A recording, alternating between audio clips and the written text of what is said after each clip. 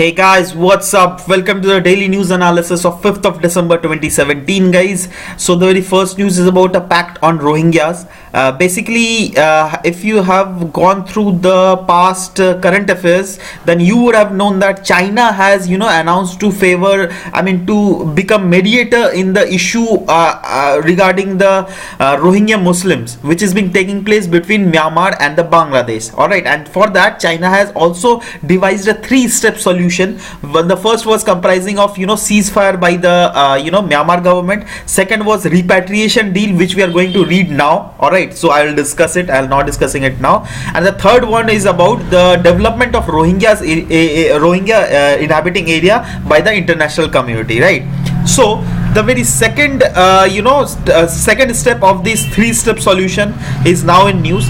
And the context is Bangladesh and Myanmar government has recently signed a memorandum of agreement, is so that all the more than 6,20,000 Rohingya refugees who are now taking place now living in Bangladesh, they would be repatriated back to Myanmar. So for this, a joint working group has been set up, and the members are Bangladesh government, Myanmar government, and UNHCR, that is United Nation High Commission for Refugees. And and the date of January 23, 2018 is being given as a deadline in under which the Myanmar government must intake all those refugees who are now now residing in Bangladesh. All right, now how this case abrupted. Actually, this case was taking since many years, but now this case has taken a spike because recently there was terror strikes in army camps of Myanmar, and it was alleged by the Myanmar government that Muslims inhabiting the Rohingya JHARKHAND region, all right, so they are carrying out these terror strikes on the army camps of Myanmar, right? So that's why this case has shooted up, all right. And the other countries, big countries, and UN has also condemned the violence as a case of ethnic cleansing, because I've already told you that this has been taking place since many years. All right, so they have, and so the main thing is that there are allegations against a certain faction of Buddhist faction, and it is being said that those Buddhist factions don't want the Muslim people inhabiting the Rakhine region of Myanmar to stay over there. All right, so they just want whole that land to be Buddhist land, right? So that's why this news was there, right? Next news is about a Petrol Cryptocurrency. Actually, the Venezuela, guys, Venezuela is a country of South America. You can see the location, guys. This is the location of Venezuela, right? So Venezuela has recently launched its own cryptocurrency, which is called Petro, right? Just remember this word, Petro. It's not that they don't have their normal physical currency. They have also their physical currency by the name of Bolivar. But due to two reasons, that is, the first is the first of all, the Venezuela is a oil driven economy, because it is being said that one of the highest oil reserve of the world is present in Venezuela, right? So it is an oil driven company, right? So recently you have seen that the OPC has reduced the oil price to a huge very low, right? So that's why the economy of Venezuela had totally distorted. First reason. And the second reason of the economy of Venezuela getting distorted was the sanctions, economic blockade that was being put by the US country, right? So in order to overcome all these the defeat in financial blockade which is being faced by the Venezuela, they have introduced this cryptocurrency which is called Petro in order to advance their country's monetary sovereignty, and also to carry out financial transaction and to defeat the financial blockades against the Venezuelan country, which is being taking place as of now due to two reasons I have already discussed you, right? So this is the news, guys, which you have to learn, that because it might pop up in your exam that recently which country has introduced Petya as their cryptocurrency, right? So that will be Venezuela. So the cryptocurrency is same as Bitcoin, because both the things are same only, the same logic only, right? So Bitcoin is basically a subset of cryptocurrency content. But anyways, let's see again about Bitcoin, what this Bitcoin is, guys. So basically it is a digital currency which enables instant payment to anyone, and it is the first decentralized digital currency of whole of world, and it is being said that it is hack proof. That's why people use this medium, because it is it is a very convenient source of transaction, and moreover you don't have to pay any taxes for it, right? So that's why it is being supported by all the businessmen and all, many businessmen, but it is not being supported by the central bank of any country, right? So yeah. Okay, next news about world's first IT campus for differently able people has been set up in Hyderabad on the eve of World Disability Day. So basically the decision has been taken by Telangana state government, and they have done an agreement with a private company. You just don't have to remember this name, guys. So basically they have said that in in Telangana there will be 10 acres which will be allocated exclusively for person with disabilities, and then IT campus will be set up for them, which will be near the Hyderabad International Airport, and will have all the amenities whichever is being needed for them to sustain in any environment, right?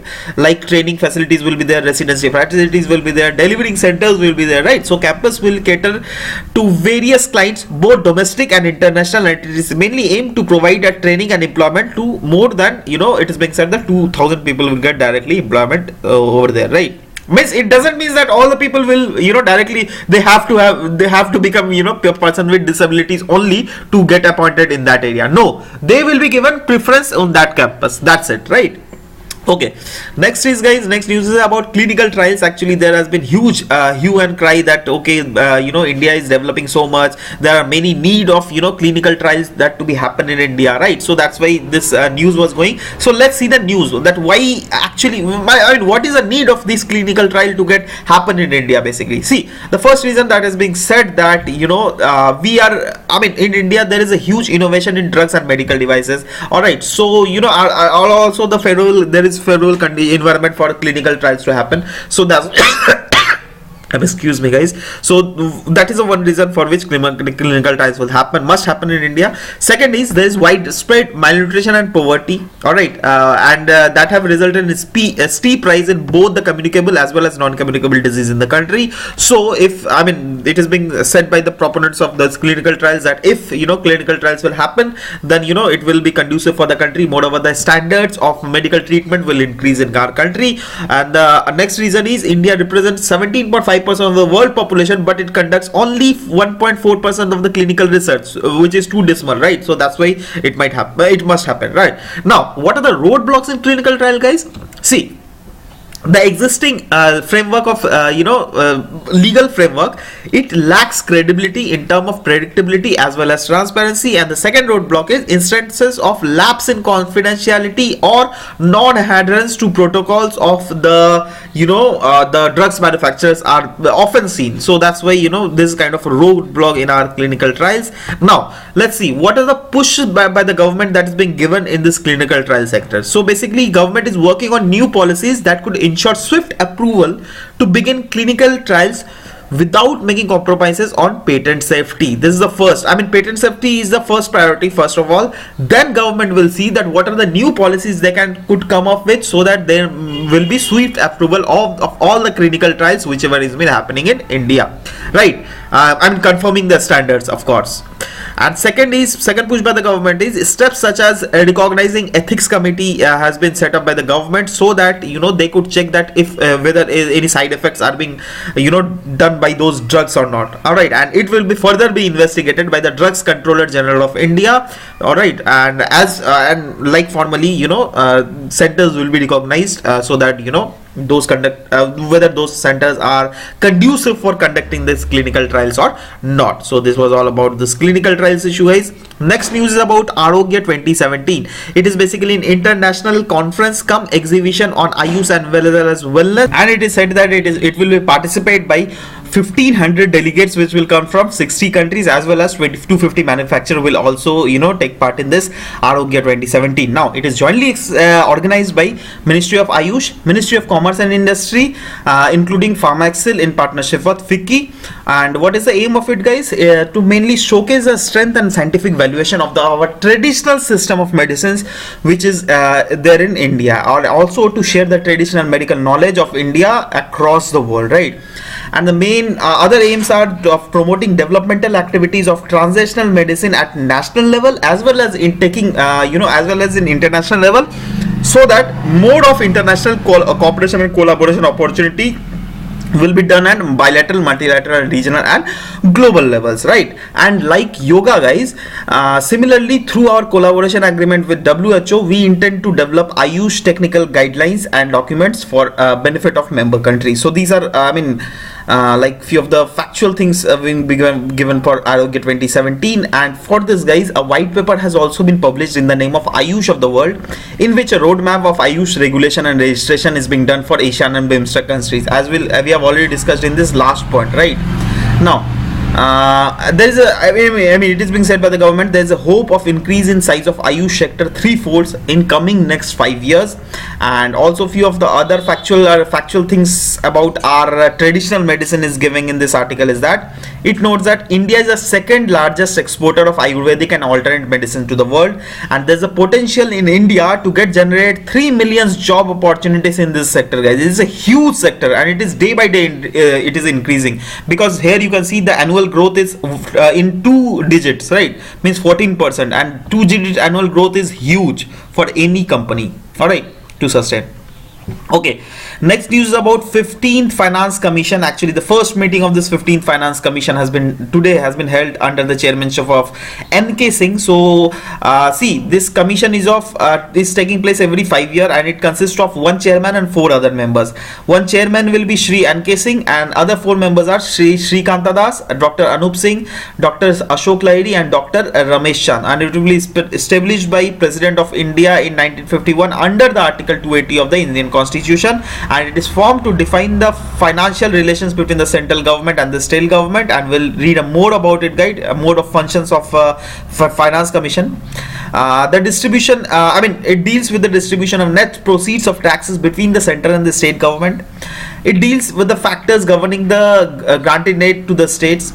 It makes recommendations to the presidents and measures whatever is being needed to augment the fund of the states to supplement the resources of panchayat and municipalities, as well as whatever is being asked by the Finance Commission of the state. Those issues are also being considered by the Central Finance Commission, right? And any other matter related to it by the president in the interest of sound finance of the country. So president, if want, they can tell the Finance Commission that okay, we need this help from you, so you need to invest your mind over this area, right?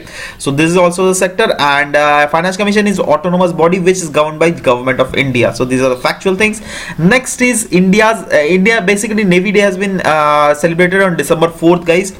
So what is, guys? So it is basically done to commemorate the Operation Trident, which Indian Navy has taken against Pakistan Navy in the year 1971, when war was going on between India and Pakistan. So we have been succeeded in outperforming Pakistan troops, because that time we have used our anti-ship missiles for the first time, as well as we have destroyed the whole PNS Khyber, which is the destroyer ship of Pakistan, and as well as other vessels has also been destroyed, and that side of Pakistan many casualties has also happened, but in Indian sides 0 casualties as well happened, right? So that's why we commemorate this Operation Trident on this Navy Day, which is being celebrated in December 4th. Now, next news was about Delhi's air quality has been dipped further. So we'll read about what air quality index is. So air quality index was launched in 2014 under the Swachh Bharat Abhiyan, and under it a national air monitoring program is there, which is there to cover 240 cities, that what is the air quality index situation there, right? So that is being governed, that is being supported by Central Pollution Control Board as well as State Pollution Control Board, and it is being said that the proposed air quality index will consider 8 pollutants, guys. 8 pollutants will be taken in consideration. Those are particulate material 10, particulate material 2.5, NO2, SO2, CO, O3, NS3, and lead. All right, and if you can see that these are the color wise. Color wise shows that what is the severe condition of these particulate material, right? Or any other pollutants, any other AQI pollutants. So there are 6 AQI categories, as you can see by this coloring, right? Namely good, satisfactory, moderate, polluted, poor, very poor, severe. Can you see this? And these are the 6 color code of given to these things, right? Now the current affair of today's discussion is over, guys. So we'll read about this question which has been given here. Which state in India got the world's first IT campus for differently abled people? You just have to answer this, whether it's Tamil Nadu, Rajasthan, Telangana, or Maharashtra, right? You just have to write the correct option in the comment section below, guys. So we will meet in next class. Till then, bye bye, take care, and thank you for listening to this video class, guys. You guys are doing awesome, and please do write the comment section what is the correct answer of it, right? I've already discussed it, right? So bye bye.